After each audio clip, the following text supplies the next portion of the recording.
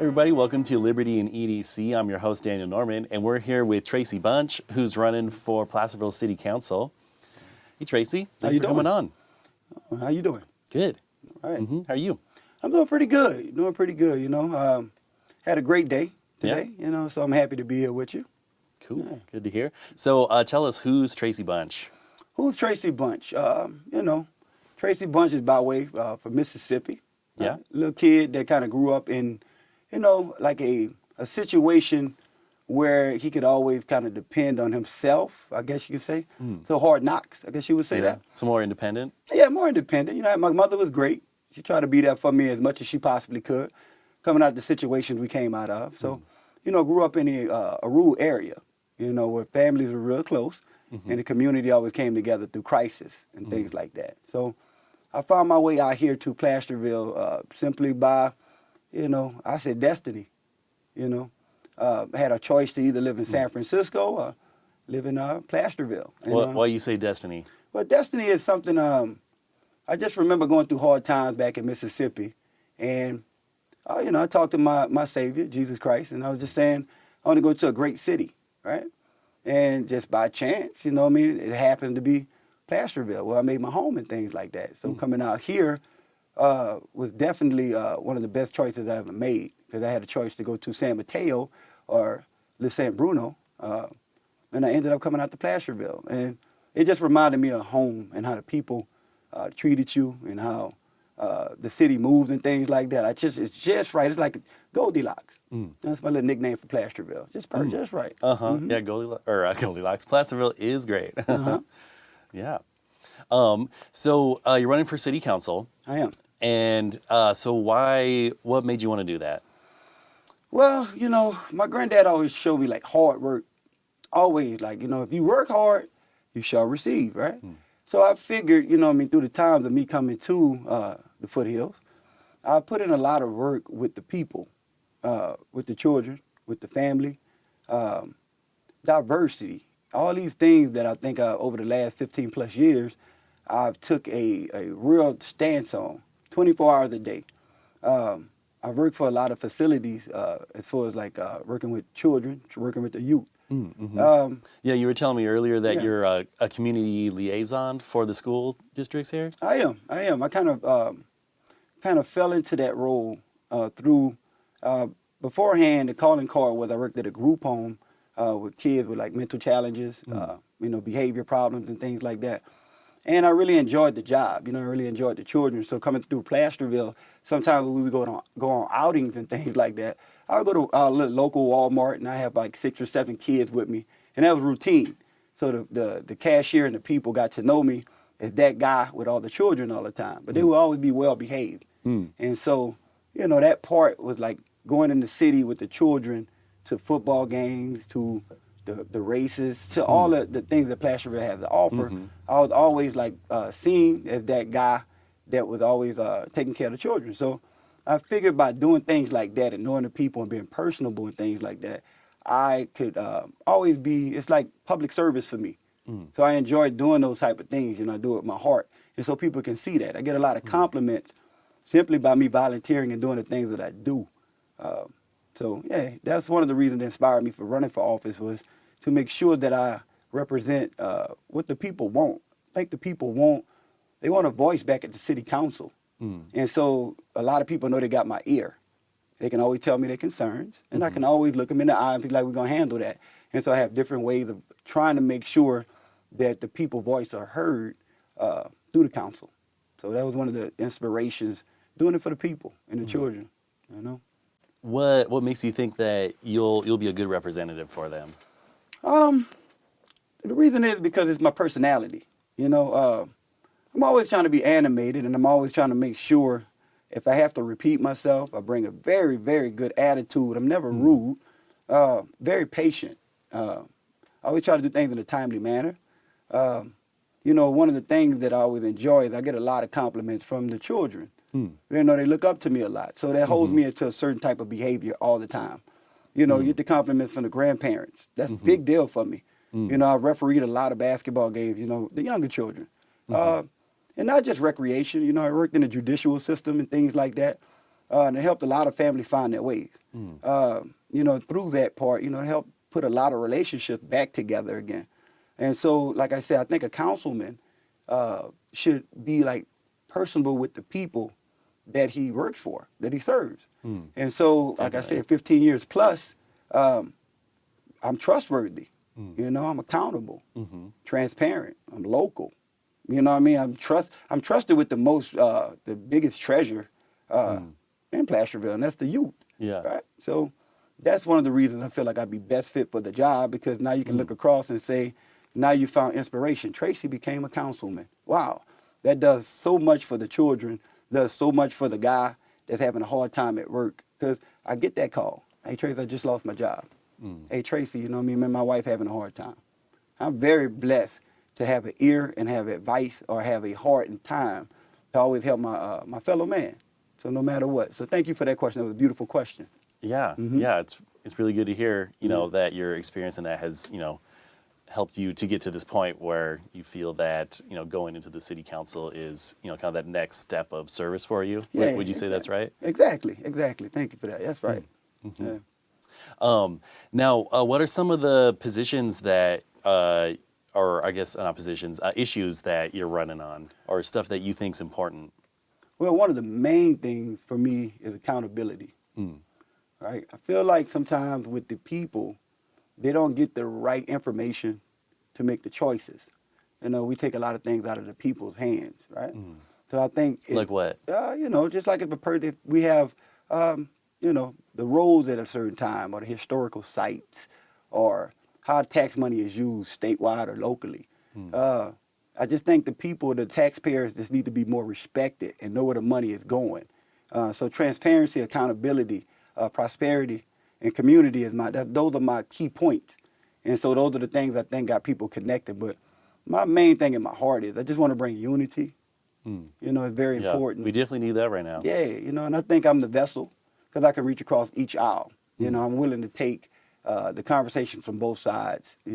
People say nice things, but people also assume mean things. I've never been in a position like that, but I'm willing to fall on a knife to make sure that everybody finds a little common ground, because the children are watching.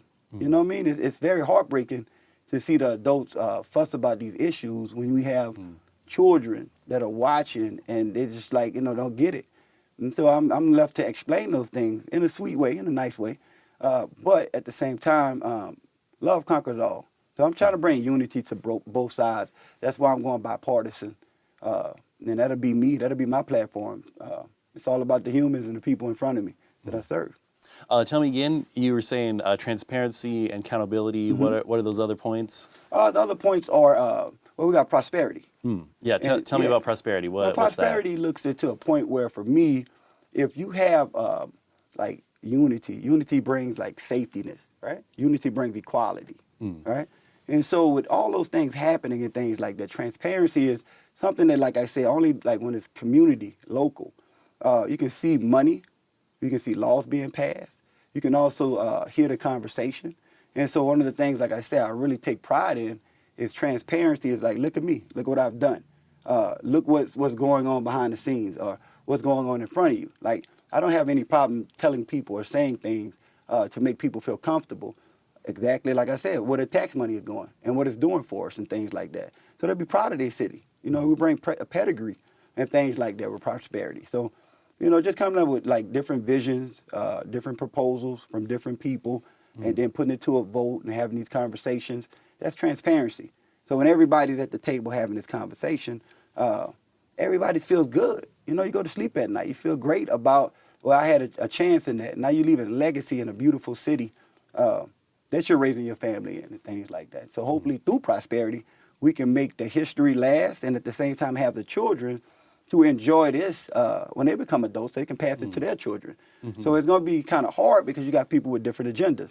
And my agenda is to make sure I protect the city, make sure the city can come up with creative ways to become innovative, to make a lot of money in order to build extra homes and take care of any crisis that comes up. I'm always about that rainy day fund. Conserve it, just conserve, save money until you find projects that you want to fix, maintain, and put together. And then when ideas do pop up, look what we got. You know, we got a big fund that we could always do some extra things for the children, the elderly, the homeless. It's just, you have to have a leader that inspires people to participate.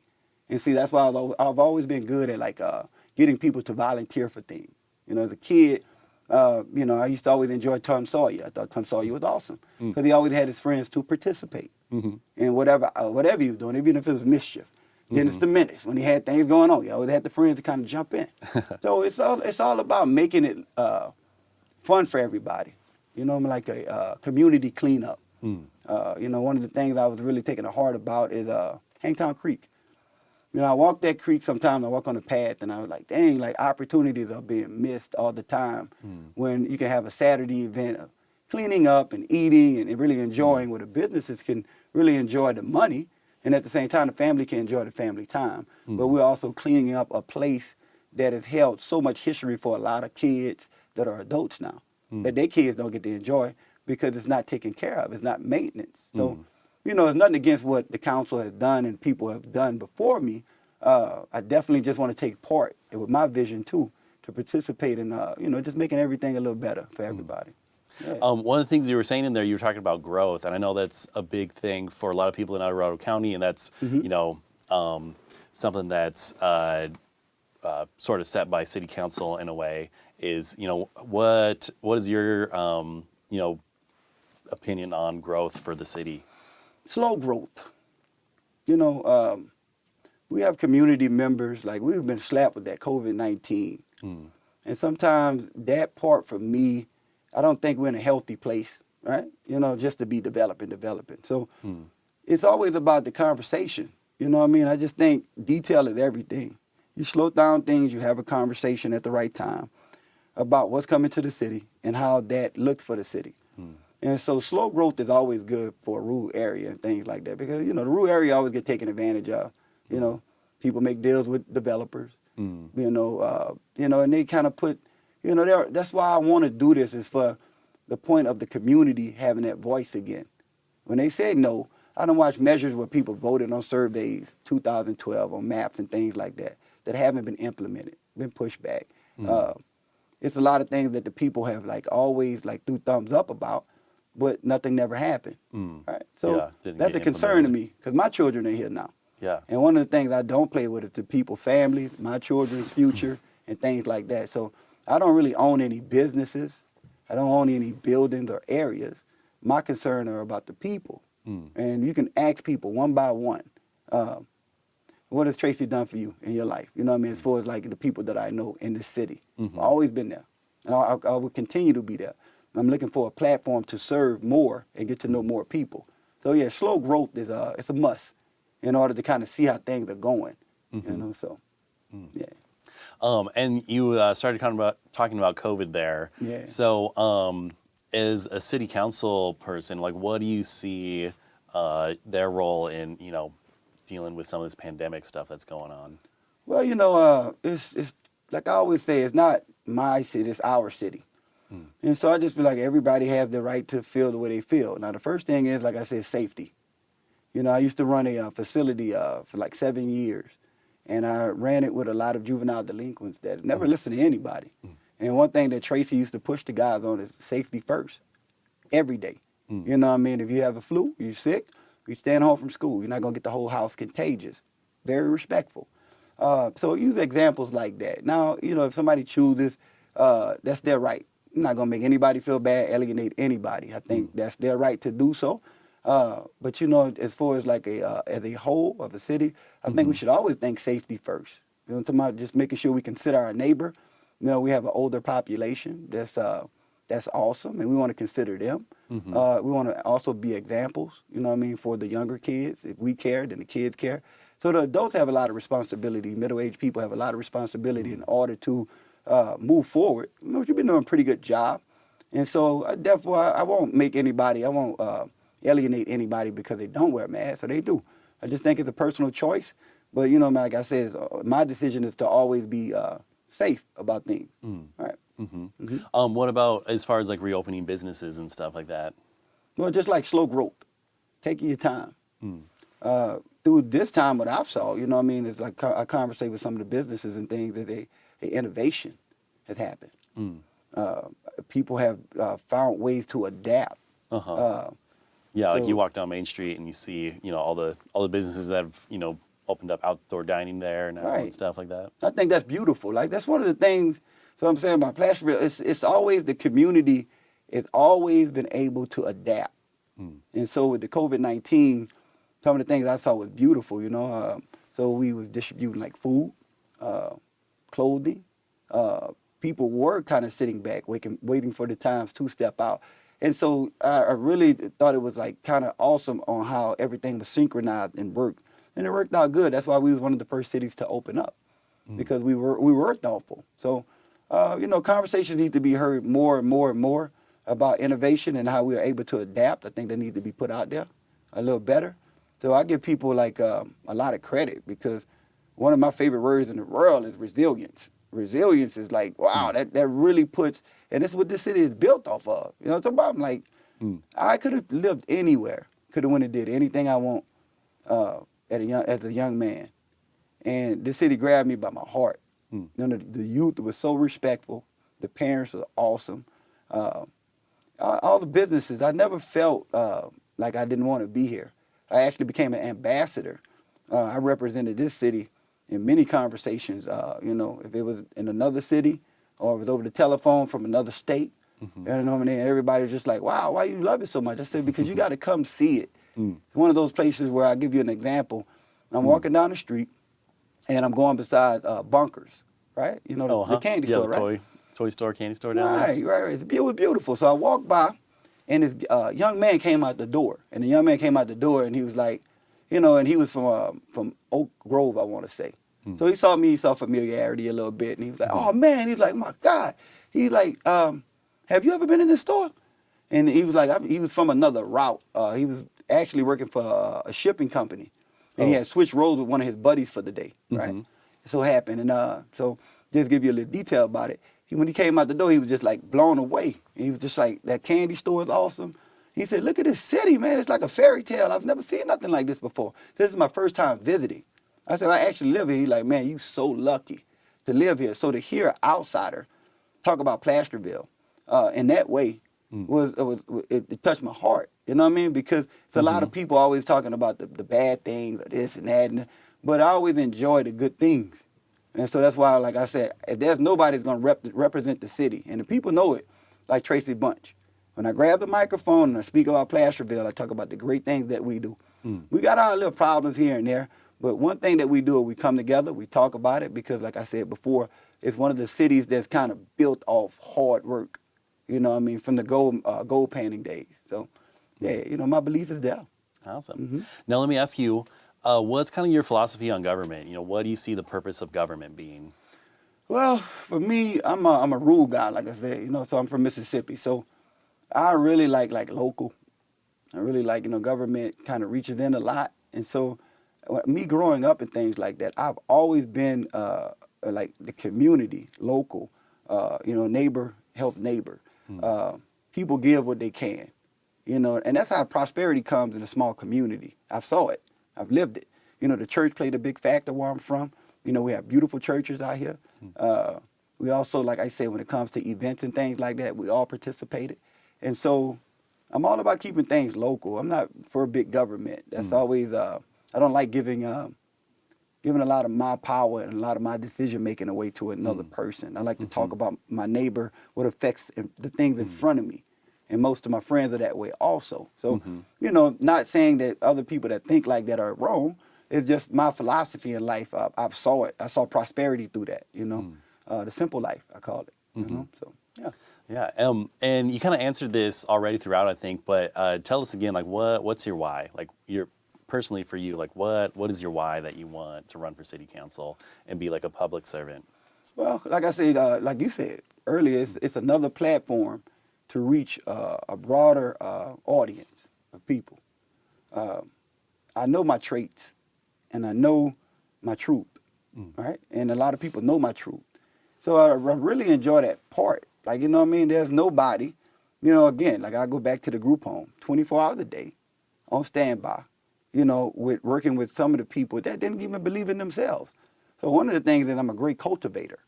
And so I can't wait to have a chance to cultivate the city, the people in the city, hear what they need, like, drop these proposals. Like, I work with the youth. So, you put a student government together with the youth, you find out with the kids, what would you want in order to make your town better for you when you grow up as an adult, that you stay here.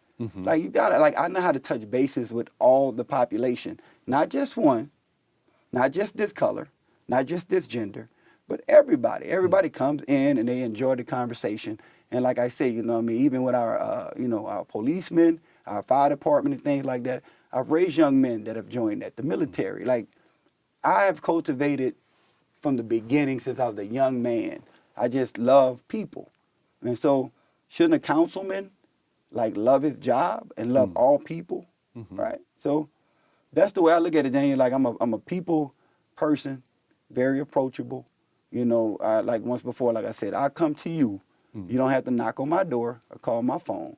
You will see me in public playing ball at the gym. You'll see me downtown eating. You'll see me with my family at grocery outlet, right? You see me at Walmart. That's Tracey. I don't really go down the hill too much. I really stay in my little bubble too. So I'm very protective over my city. So to be a city councilman, the men in the city and the ladies in the city and the children know that I protect this at all costs.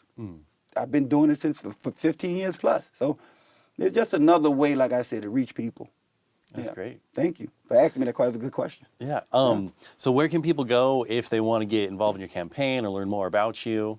Well, it's very easy to find me. So you just go on Facebook, you put in Tracey Bunch for Placerville City Council, and that'll pop up and it'll lead you to my website and things like that. Okay. Yeah. Great. Thank you so much for coming on, Tracey. We really appreciate it. Yeah, you did a great job, Daniel. Thank you. You made me feel very comfortable. Thank you. Good to hear. Yeah. All right. So this has been Liberty and EDC, and we're here with Tracey Bunch, who's running for City Council here in Placerville. And you can catch us on Comcast Channel 7 here in El Dorado County. And we're also on YouTube at youtube.com/Foothill7TV. And we'll see you guys next time. All right.